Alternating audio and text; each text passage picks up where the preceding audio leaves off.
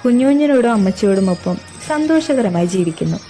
പക്ഷേ പത്മയുടെ മരണം കമലയ്ക്ക് ഇപ്പോഴും മറക്കാൻ കഴിഞ്ഞിട്ടില്ല. ദീപുവും അജ്ഞാത സുന്ദരിയും ഇപ്പോൾ വിദേശത്താണ്. ദീപുവിന്റെ ജീവിതത്തിലേക്ക് അവൾ കടന്നു വന്നത് ദൈവം നേരത്തെ തന്നെ കരുതി വെച്ചതുപോലെയായിരുന്നു. അഷ്ടമൂർത്തി ഇപ്പോൾ ഒരു പ്രശസ്ത ഹോട്ടലിൽ കുക്കിംഗ് ഇൻസ്ട്രക്ടറായി ജോലി ചെയ്യുന്നു. പത്മയുടെ ഓർമ്മകൾ ഇന്നും അവന്റെ മനസ്സിൽ മായാതെ കിടക്കുന്നുണ്ട്. പത്മ ഇനിയില്ലെന്ന് മനസ്സ് സമ്മതിച്ചാലും ഹൃദയത്തിന് അത് അംഗീകരിക്കാൻ കഴിഞ്ഞിട്ടില്ല. അബ്ബ ഇപ്പോൾ പോണ്ടിച്ചേരിയിൽ തന്നെയാണ്. അവൻ സ്വന്തമായൊരു ഹോട്ടൽ നടത്തുന്നു. ഫിലിപ്പോസ് അച്ചായന്റെ മരണശേഷം അദ്ദേഹത്തിന്റെ കുടുംബത്തിന് ഒരു തുണയായി ഉണ്ടായിരുന്നത് കമലയും കുഞ്ഞുഞ്ഞുമാണ്. കുർജിത്ത് ഇപ്പോൾ വിവാഹശേഷം അമേരിക്കയിലാണ്. കുഞ്ഞുഞ്ഞും ദീപവും അഷ്ടമൂർത്തിയുമെല്ലാം ഇപ്പോഴും അവളുടെ മനസ്സിൽ നല്ല ഓർമ്മകളാണ്.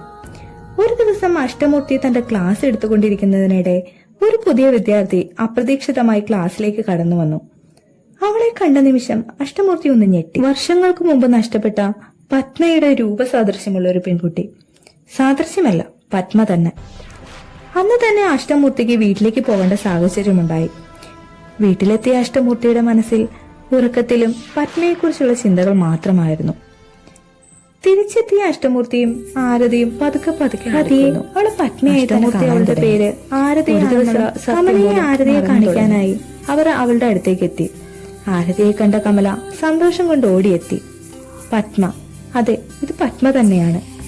അങ്ങനെ ആരതി പത്മയായി. അവരുടെ ജീവിതത്തിൽ പിന്നെ എന്നും ആരതി ഉണ്ടായിരുന്നു. അങ്ങനെ പ്രതീക്ഷിക്കാത്തൊരു വഴിത്തിരിവിൽ ആരതിയായി തുടങ്ങിയ യാത്ര പത്മയെ അവരുടെ ജീവിതത്തിലേക്ക് കടന്നു വന്നു. ചില മനുഷ്യർ നമ്മുടെ ജീവിതത്തിലേക്ക് കടന്നു വരുന്നത് യാദൃശികമായിരിക്കും.